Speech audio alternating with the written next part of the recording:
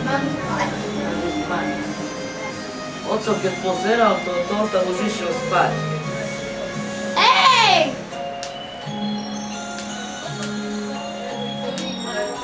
Čo, veď na to pustí? To.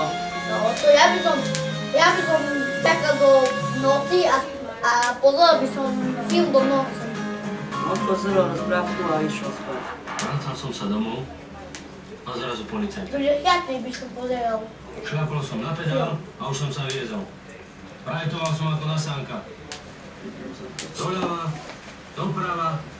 Dobrý má zoom. Najpopulárnejší herec, najobľúbenejší komik a absolútny Otto 2010. Hosťom Anielov strážnych je Marečko. Lukáš Latinár. Ahoj. Dnes večer Marečko. na Dvojke. Pustíme na televízor.